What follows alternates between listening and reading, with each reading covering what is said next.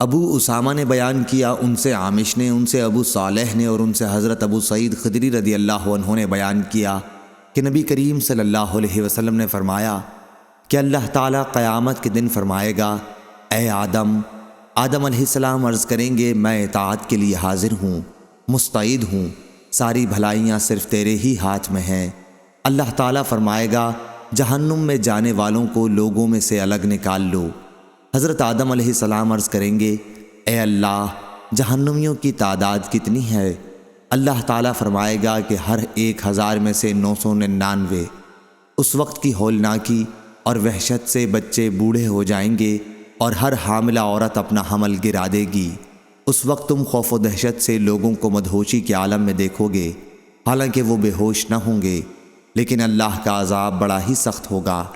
صحابہ رضی اللہ عنہم نے عرض کیا، یا رسول اللہ، وہ ایک شخص ہم میں سے کون ہوگا؟ حضور صلی اللہ علیہ وسلم نے فرمایا کہ تمہیں بشارت ہو، وہ ایک آدمی تم میں سے ہوگا اور 1000 دوزخی یاجوج ماجوج کی قوم میں سے ہوں گے۔ پھر حضور صلی اللہ علیہ وسلم نے فرمایا، اس ذات کی قسم جس کے ہاتھ میں میری جان ہے، مجھے امید ہے کہ تم امت مسلمہ تمام جنت والوں کے 1/3 ہوگے۔ پھر ہم نے اللہ اکبر کہا تو آپ نے فرمایا کہ مجھے امید ہے تم تمام جنت والوں کے آدھے ہوگے۔ پھر ہم نے اللہ اکبر کہا، پھر آپ نے فرمایا کہ محشر میں تم لوگ تمام انسانوں کے مقابلے میں اتنے ہوگے جتنے کسی سفید بیل کے جسم پر ایک سیاہ بال، یا جتنے کسی سیاہ بال کے جسم پر ایک سفید بال ہوتا ہے۔